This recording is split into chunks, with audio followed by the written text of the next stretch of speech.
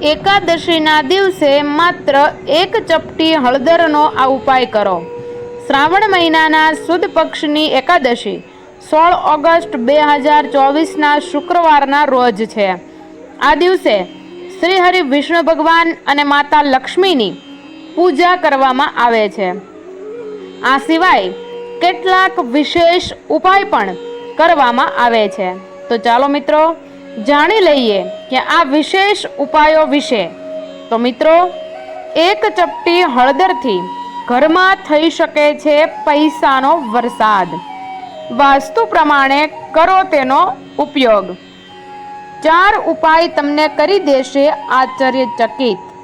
હળદર સ્વાસ્થ્ય માટે જેટલી ફાયદાકારક છે એટલા જ તેના ધાર્મિક અને વાસ્તુ અનુસારના ઘણા બધા ફાયદાઓ પણ છે. વાસ્તુશાસ્ત્રમાં હળદરના ઘણા ઉપાયો જણાવવામાં આવ્યા છે, જેને કરવાથી તમારી સંપત્તિમાં વધારો થઈ શકે છે. મિત્રો, હિન્દુ ધર્મમાં વાસ્તુશાસ્ત્રનું મહત્વ જણાવવામાં આવ્યું છે. વાસ્તુશાસ્ત્રના ઉપાયોના અનેક ફાયદાઓ પણ વાસ્તુશાસ્ત્રની અંદર જણાવવામાં આવ્યા છે. વાસ્તુશાસ્ત્રમાં હળદરનું મહત્વ જણાવવામાં પણ આવ્યું છે. ઔષધીય ગુણોથી ભરપૂર હળદર જ્યાં સ્વાસ્થ્ય માટે ફાયદાકારક હોય છે, ત્યાં કોઈ ધાર્મિક કાર્યમાં તેનો ઉપયોગ કરવો પણ ખૂબ જ શુભ માનવામાં આવે છે. હળદરના અનેક ઉપાય કરવાથી જીવનમાં ભરપૂર ધન અને સમૃદ્ધિ આવે છે. તો મિત્રો, જોઈ લઈએ કે એક ચપટી હળદરના ઉપાય કરવાથી તમને કયા કયા ફાયદા થવાના છે. નંબર 1, આર્થિક તંગીનો ઉપાય.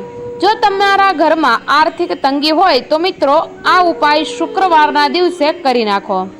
વાસ્તુ અનુસાર શુક્રવારે ભગવાન વિષ્ણુને હળદર ચડાવવી ખૂબ જ શુભ માનવામાં આવે છે.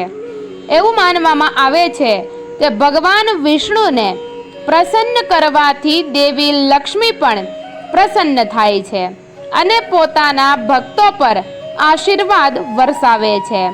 આ ઉપાય કરવાથી ઘરની આર્થિક તંગી પણ દૂર થાય છે અને તેનાથી ઘરમાં સુખ અને સમૃદ્ધિ પણ આવે છે. નંબર 2, અટકેલું કામ પૂરું થાય છે. હળદરને ગુરુ સાથે સંબંધિત માનવામાં આવે છે.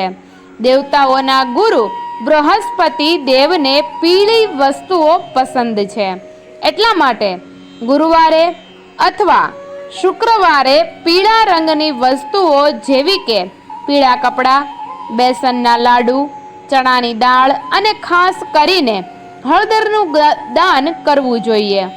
એવું માનવામાં આવે છે કે આમ કરવાથી અટકેલા કામ પૂર્ણ થાય છે. નંબર 3, લગ્નમાં આવતી અડચણો દૂર કરવા માટે. જો તમારા લગ્ન જીવનમાં કોઈ અડચણ આવી રહી હોય તો ભગવાન વિષ્ણુ અને માતા લક્ષ્મીને દરરોજ એક ચપટી હળદર ચડાવો. આ ઉપાય કરવાથી લગ્નમાં આવનારી તમામ બાધાઓ દૂર થઈ જશે. તેથી સારા દાંપત્ય જીવન માટે હળદરનો આ ઉપાય અવશ્ય કરો.